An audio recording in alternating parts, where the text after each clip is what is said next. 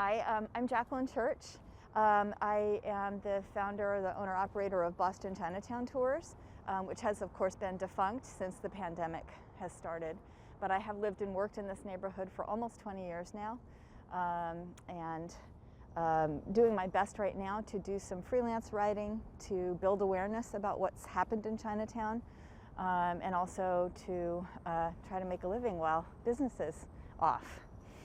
What's happening with Chinatown? Well, we are in a unique area physically in the city. This is the immigrant heart of Boston's waves of immigrants, right? But where we are situated, this actually used to be landfilled part of Boston Harbor. So Beach Street got its name because it was the beach front of the edge of Boston Harbor. Anyway, this historically has been a very poor neighborhood and an immigrant enclave for Irish, Jewish, Italian, Syrian, Lebanese, and then ultimately Chinese. What we have now is the luxury towers going up around. So the perimeter of Chinatown is shrinking. The rents are going up. And during this pandemic, the xenophobia coupled with the COVID lockdown rules, coupled with the utter lack of student presence, the utter lack of tourism, and the emptiness of the office towers means these restaurants are struggling. And I'm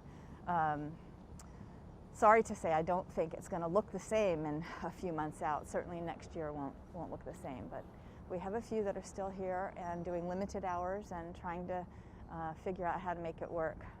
But restaurants everywhere are struggling, and it's just that in Chinatown there's a couple extra layers of challenge because of the racism, because of the increase in real estate costs here, and also because language access. You'll see as we walk around, most of our restaurant owners don't speak English. I speak very little Cantonese. I can make myself understood at dim sum, that's about it. But access to all of the resources that are available, which is not very much, let's be frank, it's not in Chinese, it's in English, right? So they just have another extra layer or two of challenge on top of what other restaurants have felt in the area. You call this a triple pandemic effect. Absolutely, absolutely. If you look at the drop in tourism, for instance, 2019, I think the occupancy stats, which is one way of measuring the effect of tourism, occupancy was typically of local hotels 90%. This 2020, it dropped to 13%.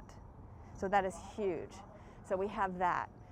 We have the xenophobia that comes along with our last president and how he tried to whip up all of this racism to his own ends. That's affected them. Labeling it the China virus. China virus, the Wuhan virus, China flu. And you hear it echoed throughout the city from people who are in his camp. In addition to the real estate costs here, we have the lack of commuters. So we don't have tourists.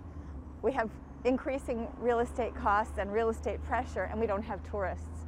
So usually we would have people coming from Logan or from South Station or from hotels in the area. They're not here. So millions of dollars in the Massachusetts economy is gone because of the lack of tourism, and that certainly has hurt us here as well as colleges not being in session for so long. So here we are, we're standing right below this beautiful gate. It's a gateway that's a destination for so many. What is the concern? Is there a real concern that this will be all that's left if we don't pay attention to what's going on? I have to tell you, that is actually my concern. We have beautiful Chinatowns in San Francisco and New York City, and a handful around the country. We're the third largest Chinatown, but we often get forgotten in the national conversation. And we have wonderful, unique, historic things happening here. It's a resilient neighborhood that has fought back from everything that we've thrown at it, from the exclusion acts to all kinds of things that have happened. Exclusion from Boston unions in the early days when Chinese laborers were desperate for work. So the Chinese people tend to be very resilient anyway, and they have overcome much. But my concern is that we're going to have, like Washington, D.C.'s old Chinatown, all they have is the Paifang. Underneath is like a Starbucks and a T-Mobile store. There's no cultural heart anymore. And you know, there's an African saying, when you lose an elder, you lose a library. in Chinatown, every one of these restaurants has multiple libraries, you know, people who have history here, people who have still ties to family elsewhere, but stories of their immigration, what they have fought and what they have overcome. It's amazing. And then the culinary treasures from all the different regions that are represented here. A lot of people think it's just Cantonese food, but it's not. We've got a lot of variety, but I'm very happy to say one of my favorite bakeries that's quite old. They just reopened, Ho Yun. I think they were going to be closed for 5 weeks, they thought, and that was when they thought they would reopen and it would be over. It took 5 months for them, and I believe they also had a death in the family, but it's been a really rough stretch for them, and the owners are not young, but they're back, so I'm very pleased to say that they're open again. Good. What's the status of a year ago? Can you take us, was Chinatown thriving a year ago, and where is it now? Yeah, so this pandemic hit at the worst possible time for Chinese culture. So in Western restaurants, the big boom part of making your bank is the holiday season in the fall. So you have office parties, you have Thanksgiving, you have Christmas, you have New Year's Eve, right? For Chinese restaurants, it's a different cycle. It follows the lunar calendar, and so the Lunar New Year that we just finished now, that was actually, the pandemic was happening during that Lunar New Year.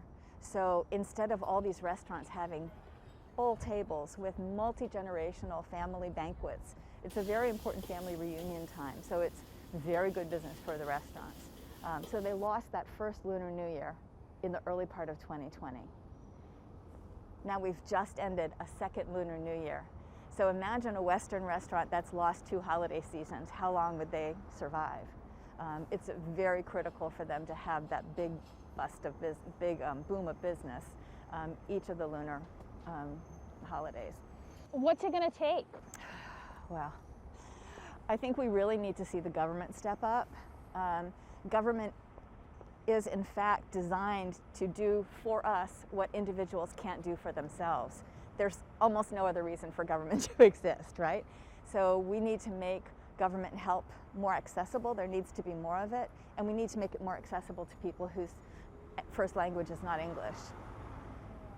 And lastly, let's talk about the anti-Asian sentiment. I mean, we saw in Quincy, sadly, how 2 people were brutally attacked. The police say it's not a hate crime, but there is a thread to this, right? We're seeing reports and incidents increase over the last year. What's been your personal experience from what you hear from people as how this is impacting just the daily life of an Asian American? So